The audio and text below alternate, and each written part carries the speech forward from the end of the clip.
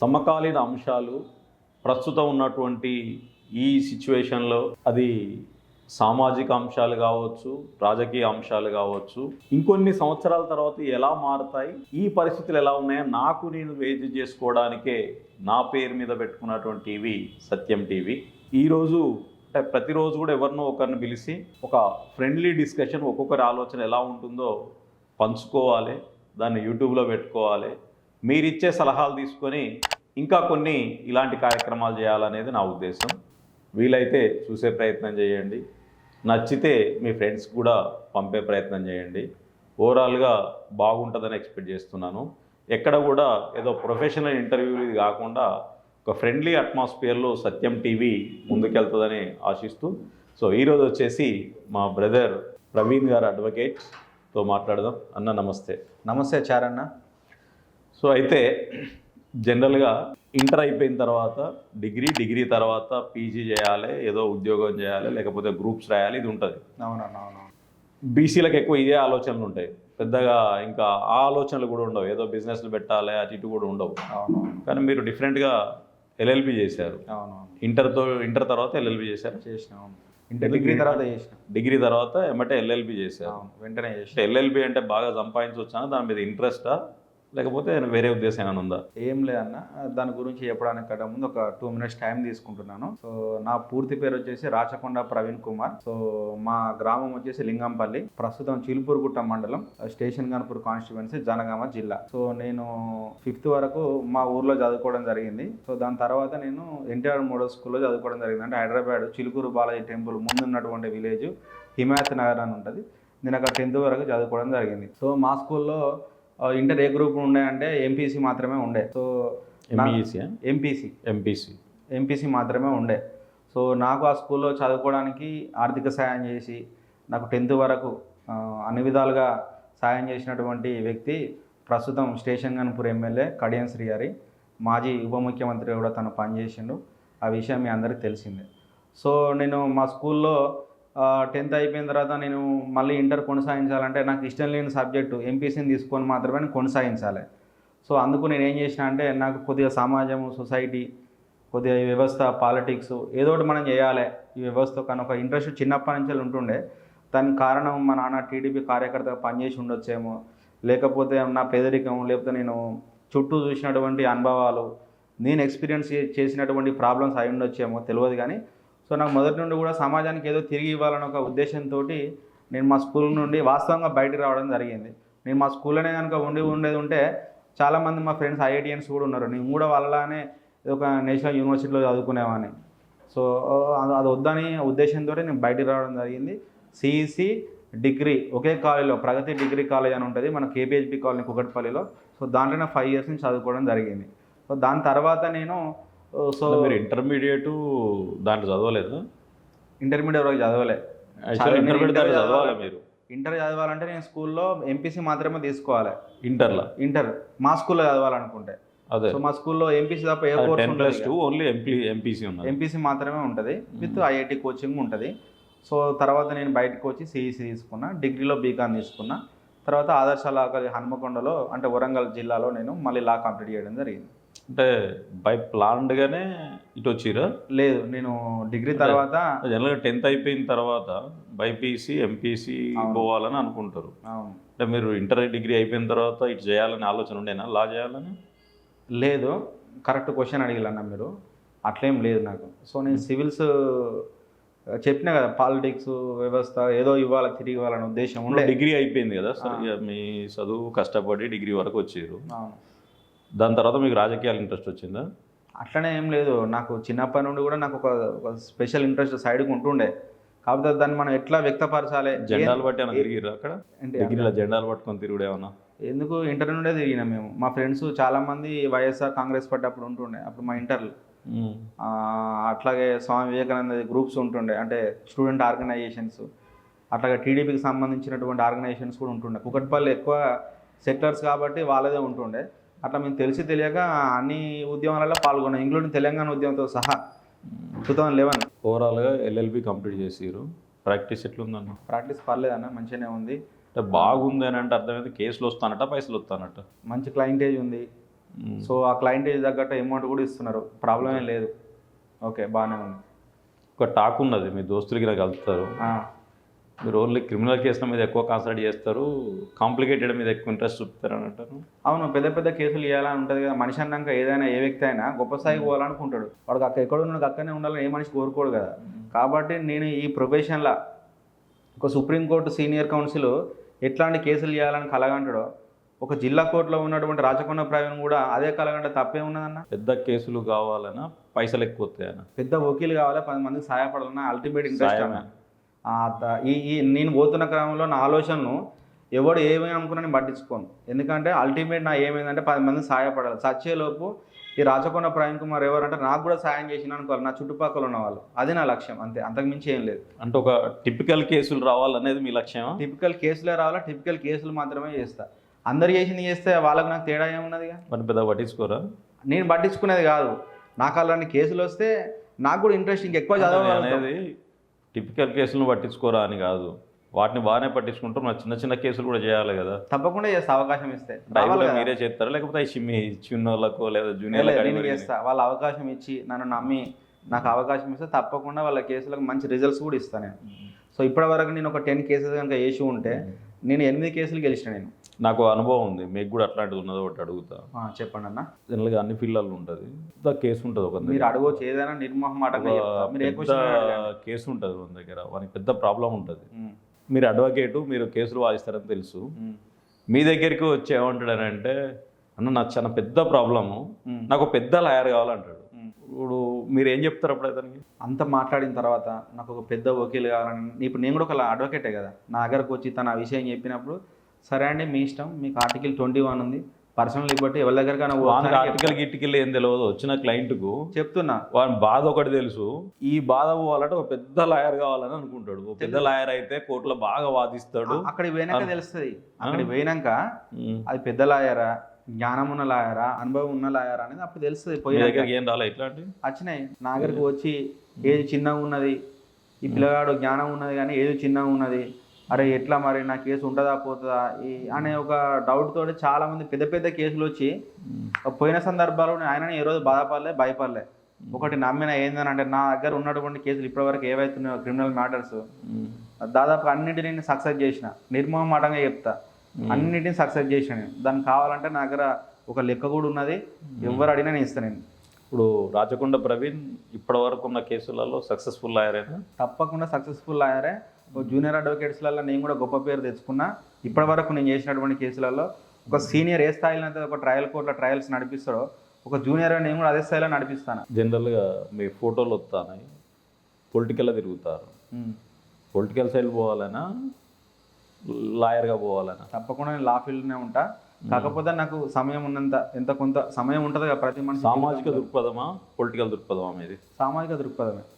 ఏం వాదం మీది? బహుజనవాదం. బహుజనులు అంటే బీసీలా, ఎస్సీ, ఎస్టీ, ఎవరైతే డౌన్ టు డౌన్ కమ్యూనిటీస్ ఏవైతే మీ లక్ష్యం ఏంటి? వాళ్ళందరూ అధికారంలోకి రావాలి, ఆ జాతులు బాగుపడాలి. ఎవరు రావాలి?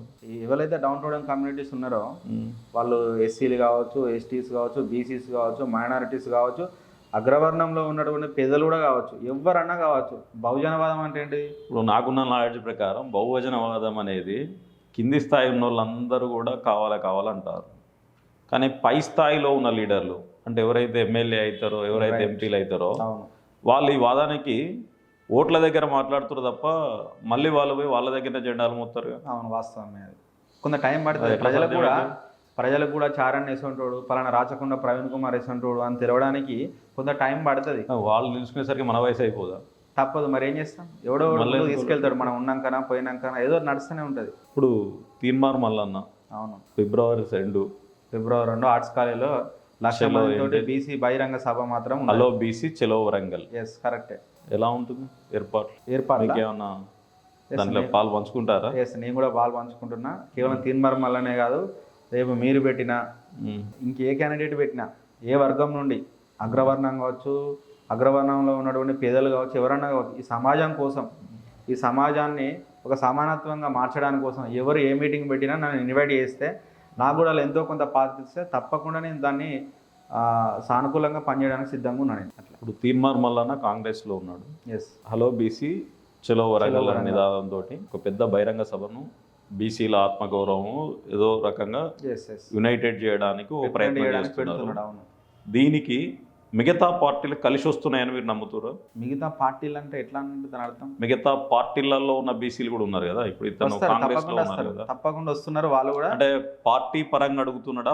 రెస్పెక్టివ్ ఆఫ్ పార్టీస్ మనం బీసీలు కలవమంటారా? రెస్పెక్ట్ ఆఫ్ ఆల్ పార్టీస్ అందరు వస్తున్నారు. కాంగ్రెస్ పార్టీకి మీటింగ్ ఏ సంబంధం ఉండకపోవచ్చు, ఏ సంబంధం లేదు. ఇది ఓన్లీ మన జాతుల సభ ఇది. దాని గురించి చెప్పమంటే మీరు ఏం చెప్తారు? మీరు తిరిగిరుగా. తప్పకుండా విజయవంతం చేయాలని చెప్తా. ప్రతి బీసీ ప్రతి బహుజన బిడ్డ అందరు రావచ్చు. ఒక బీసీలోనే రావాలని ఏం లేదు, ఎస్సీ ఎస్టీ మైనారిటీ రమ్మంటున్నారా? రావాలని కోరుకుంటున్నాను. చేతులు ఎత్తే అందరికీ విజ్ఞప్తి చేస్తున్నా. ప్రతి బీసీ బిడ్డ ప్రతి ఎస్సీ ఎస్టీ మైనారిటీ అందరూ కూడా ఈ సభకు వచ్చి విజయవంతం చేస్తే ఏమైందంటే రేపు మన ఈ గవర్నమెంట్కు వ్యవస్థకు మనలో ఎంత ఐక్యత ఉందని చాటి చెప్పే ఇది ఒక గొప్ప అవకాశంగానే నేను చూస్తా. మీటింగ్ సక్సెస్ అవుతుంది, తప్పకుండా సక్సెస్ అవుతుంది. సక్సెస్ కావాలి. 1,00,000 మంది కూడా వస్తారు. 1,00,000 ఓన్లీ వరంగల్నే ఉంటుంది. మేము పెట్టుకున్నటువంటి టార్గెట్ 1,00,000 దాటితే సంతోషమే కదా. ఉమ్మడి వరంగల్ జనాభా 10 లక్షలు. అవును, 10 లక్షలలో ఎప్పుడైనా సగం బీసీలు కదా. అవును. మరి ఓన్లీ వరంగల్లో ఉన్న వాళ్ళే, ఉమ్మడి వరంగల్ కాదు గ్రేటర్ వరంగల్ అనుకుంటాను తెలిసి. ఈ యొక్క కార్యక్రమం కేవలం ఒక వరంగల్ ఉద్దేశించి పెట్టింది కాదు చారన్న. రాష్ట్ర వ్యాప్తంగా చాలా పెద్ద ఎత్తున గ్రౌండ్ జరుగుతున్నాయి. గ్రౌండ్ వర్క్ బాగానే జరుగుతుంది అన్న. గ్రౌండ్ సరిపోద్ది అన్న? సరిపోతుంది. ఎందుకు సరిపోదు అన్న? చిన్నగా ఉంటుంది కదా. లేదు, సరిపోతుంది. దానికి సంబంధించినటువంటి ఆ టీవీలు అవన్నీ కూడా అరేంజ్ చేస్తున్నారు, బయట చూసే పబ్లిక్ కూడా. ప్రతిదీ కూడా పకడ్బందీగా జరుగుతుంది. నేను కూడా మల్లన్నతోటి ఇక్కడ 3 days ఉంటే 2 days మల్లన్నతోనే ఉండడం జరిగింది. మా కోర్టు కూడా ఇన్వైట్ చేసిన నేను. కోర్టులో ఒక జూనియర్ అడ్వకేట్గా నేను ఉండి కోర్టుకి ఇన్వైట్ చేసిన నేను. బ్రదర్ రేపు వస్తా అంటే రండి అన్న ఇన్వైట్ చేసి తీసుకొని. ఒక సీనియర్ కూడా ముందుకు రాలే. నేను బీసీని అని చెప్పుకునే ఏ ఒక్క అడ్వకేట్ కూడా ముందుకు రాలే. సీనియర్ అడ్వకేట్స్ ఎవ్వరు కూడా బీసీలకు సంబంధించి మాత్రమే చెప్తున్నాను నేను. పోయినాక ఇది అదని మాట్లాడతారు తప్ప ఎవ్వడు కూడా మల్లన్న వస్తే హ్యాపీగా రిసీవ్ చేసుకున్నాడు ఎవరు లేడు. ఆయన ఏదో అవకాశవాదం కోసం వచ్చిండు అని ఏదో ఎలిగేషన్ చేస్తారు. ప్రతి మనిషికి ఉంటాయి అన్న. లేదు జనరల్ గా బీసీ వాదం. ఒక్క నిమిషం అన్న. ఒక రాచకొండ ప్రవీణ్ కుమార్ అనే వ్యక్తి ఒక్కడు మాత్రమే ఒక జూనియర్ అడ్వకేట్ గా తీన్మార్ మల్లన్నను, ఒక ఎమ్మెల్సీ తీన్మార్ మల్లన్నను, మన బీసీ బిడ్డను, మన బహుజన బిడ్డను కోర్టు మొత్తంలో ప్రతి అడ్వకేట్ను కల్పించింది నేను ఒక్కనే. డేర్ అండ్ డాష్గా నేను ఒక్కని అడిగేసి ముందుకు తీసుకుపోయాను. ఎవరు నాకు సపోర్ట్ చేయలే, ఎవరు రాలే. అంటే మీరు అర్థం చేసుకోవచ్చు అంటే నాకు ఎంత పట్టుదల ఉందో చెప్పడానికి ఎగ్జాంపుల్. పట్టుదలను అర్థం చేసుకుని నాకు డౌట్ ఏందని అంటే, సరే మీరు అటో ఇటో తేల్చుకుందామని పట్టుకొని తిరిగారు అంటే బీసీలు తిరిగితే దాంట్లో ఓసీలు ఏమన్నా అనగదొక్కే అవకాశం ఏమైనా ఉందా? తప్పకుండా ఉంటుంది అన్న. ఇండైరెక్ట్ భయం ఉందా బీసీలలో? వాళ్ళకు ఉన్నది, నాకు లేదన్న. మన వరంగల్ కొంతమంది మన బీసీ న్యాయవాదులకు ఉన్నది. పాపం వాళ్ళకు కూడా ఎందుకున్నదంటే వాళ్ళకు కూడా మన వాదానికి బలంగానే పనిచేయాలని వాళ్ళకు కూడా మనసులు ఉంటుంది. కాకపోతే ఏంటంటే డైరెక్ట్గా వాళ్ళు నాలాగా రాకపోవచ్చు. నా లక్ష్యం అంటే ఇంకా ఇప్పుడు కోర్టులలో అగ్రవర్ణ అడ్వకేట్లు, బహుజన అడ్వకేట్లను ఇట్లా వాళ్ళ వాదం కూడా వినిపించకుండా తొక్కే అవకాశాలు ఉన్నాయా? డైరెక్ట్ ఉండకపోవచ్చు, ఇండైరెక్ట్ గా మాత్రం ఉన్నది. అంటే భయపడుతున్నారు 100% భయపడుతున్నారు. మీడియా ముఖంగానే నేను చెప్తున్నా.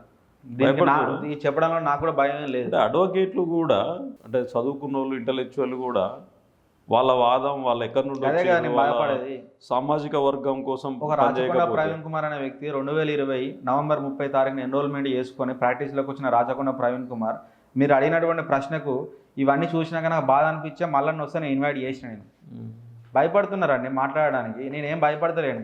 నన్ను ఎవడైనా ఒక్కొచ్చు, ఎవడైనా చంపొచ్చు, చంపాలనుకుంటే నా వాదం కోసం పనిచేస్తున్న గ్రామంలో ఏమొస్తుంది? చంపుకున్నోనికి వస్తుంది. ఏమొస్తుందో వానికే తెలుసు. బాగా సంపాదించిరా? నేనేం సంపాదించలేదన్నా.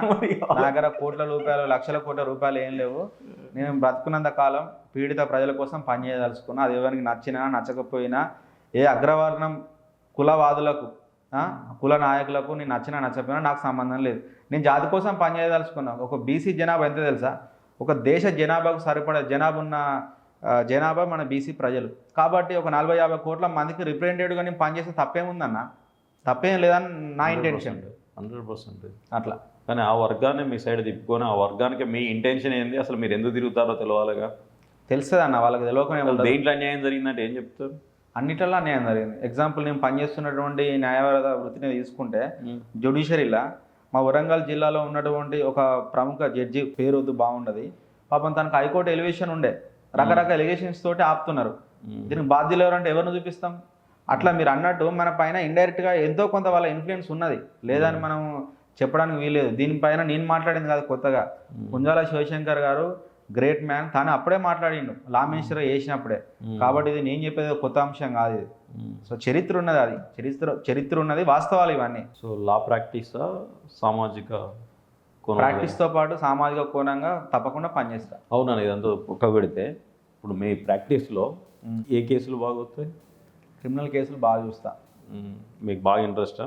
నాకు బాగా ఇంట్రెస్ట్ అని కాదన్న, నాకు క్రిమినల్ సైడ్ అంటే జనరల్గా ప్రాక్టీసెస్ ఎట్లుంటుంది అంటే క్రిమినల్ ప్రాక్టీస్ కానీ అంటే నేను కోర్టు పరంగా చెప్తానా, కొందరు క్రిమినల్ ఆఫీస్ అని, కొందరు సివిల్ ఆఫీస్ అని, ఇట్లా రకరకాలుగా డివిజన్స్ ఉంటాయి. కాబట్టి నేను క్రిమినల్ సైడ్ వచ్చినా, వేరే ఉద్దేశం ఏం లేదు. క్రిమినల్ డబ్బు వస్తుందని, పేరు వస్తుందని అయితే కాదు.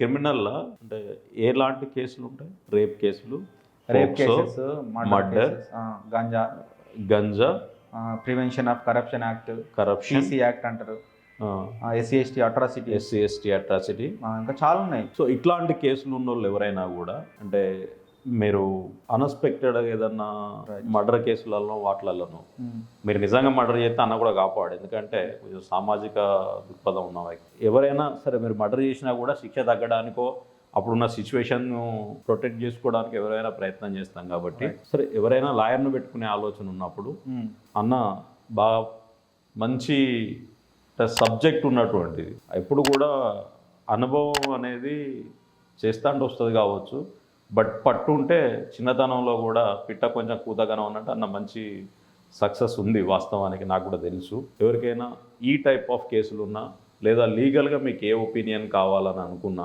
లీగల్ ఒపీనియన్ కోసం మనం అన్న మాట్లాడుతున్నప్పుడు రాచకొండ ప్రవీణ్ అని మన నెంబర్ కూడా ఇస్తాం స్క్రీన్ మీద. సో ఆ నెంబర్కు మీరు కాంటాక్ట్ చేయండి. చేస్తే లీగల్ పాయింట్ ఆఫ్ వ్యూ మీరు ఒక అడ్వకేట్ మాకు కావాలి, అడ్వకేట్ను మీరు ఏ కేసుకైనా పర్లేదు, ఈ కేసే కానీ కాదు, మీరు ఏ కేసు అయినా పర్లేదు, మీకు అడ్వకేట్ అసిస్టెంట్ అవసరం, మేము లాయర్ని పెట్టుకుంటాం, ఫ్రీ కాదు, కాస్ట్. ఎందుకంటే తను కూడా ప్రాక్టీస్ చేస్తుండే కాబట్టి సో అది కొంచెం చూసి తీసుకుంటారా, కేసులను బట్టి ఉంటుంది వాళ్ళ ప్రైస్లు అనేది. సో మీరు ఎవరైనా కలవాలని అనుకుంటే అన్నను ఇక్కడ స్క్రోల్ అయ్యే నెంబర్కి కాంటాక్ట్ చేయండి, మీకు లీగల్గా ఉపయోగపడతాడు. So at the same time ఫిబ్రవరి 2వ తారీఖున జరిగేటువంటి హలో బీసీ చలో వరంగల్ బీసీ రాజకీయ యుద్ధ బేరీ. సో ఇది తప్పకుండా బీసీల ఆత్మగౌరవం చాలా రోజుల తర్వాత ఒక భారీ బహిరంగ సభ జరుగుతుంది బీసీలది. ఈ మధ్య జరిగిన కుల మీటింగ్లు ఎక్కువ కూడా ఎవరి జరిగినాయంటే రెడ్డి సమూహాలు జరిగినాయి, వెలమ సమూహాలు జరిగినాయి, దాని తర్వాత వర్గీకరణ జరిగిందని చెప్పేసి ఎస్సీలో జరిగింది, వాళ్ళకి అపోజిషన్గా మాల మీటింగ్ కూడా జరిగింది. కానీ వాస్తవానికి వీళ్ళన్నిటికంటే కూడా వీళ్ళందరూ కలిపితే కూడా ఒక బీసీ అంత లేరు. కానీ బీసీ మీటింగ్ జరగలేదు, ఇప్పటివరకు జరగలేదు, 1,00,000 మందితో జరగలేదు నాకు ప్రకారం. సరే గతంలో ఏం జరగలేదు, ఈ కాలంలో జరగలేదు. సో దీన్ని కూడా అంటే అగ్రవర్ణాలు లేకపోతే ఇంకేమైనా అనొచ్చు కానీ చీల్చే ప్రయత్నాలు చేస్తూ అంటారు. అది ఎక్కడి నుండి జరుగుతుంది అంటే ఈయన ఆ పొలిటీషియన్ అని, ఆయన ఈ పొలిటీషియన్ అని, వీళ్ళకి కావాలనే దీన్ని పొలిటిలైజ్ చేసేసి పక్కదారి పట్టించే ప్రయత్నాలు చేస్తారు.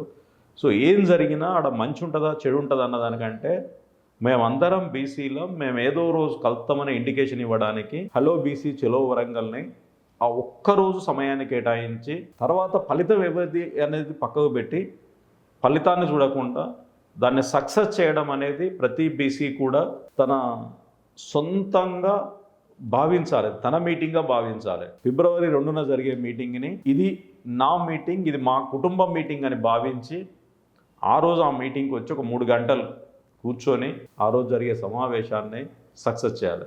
అయితే చాలామంది కూడా టీవీలలో చూడడం, సెల్ ఫోన్లలో ఇంట్లో చూడడం ఉంటుంది. సో మనం అలా చూస్తే మనలో అనైక్యత ఉందనేది మన అందరం ఏకంగా అట్లనేటువంటి ఇండికేషన్ పోవడానికి అవకాశం ఉంటుంది.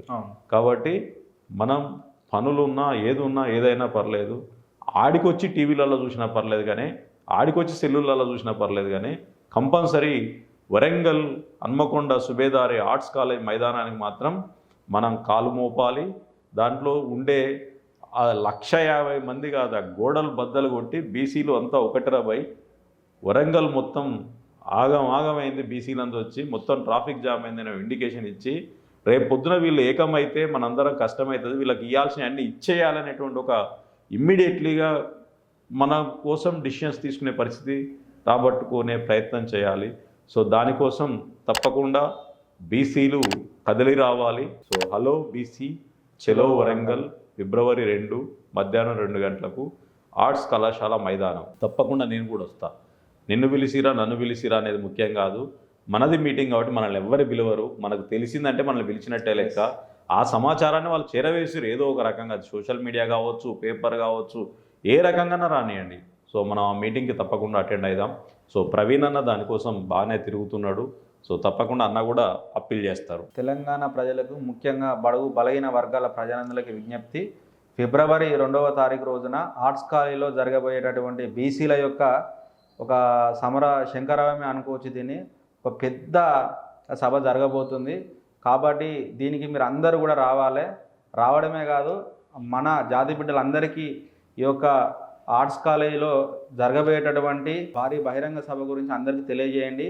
వారిలో భాగంగా మీరు అందరూ కూడా తరలి వస్తారని ఆశిస్తూ ముగిస్తూ, నేను మీ రాచకొండ ప్రవీణ్ కుమార్, న్యాయవాది, వరంగల్.